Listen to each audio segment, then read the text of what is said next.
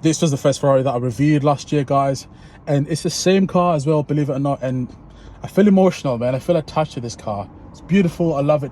In terms of space, it doesn't have a lot of space, so I'm looking forward to the Pero Sangue. That's going to be quite a car to review, so let's turn this on. So this is what you do. You press that to turn it on. Press that again. And there you are. Yes. Yes. So yes, of course, it's so loud. So loud.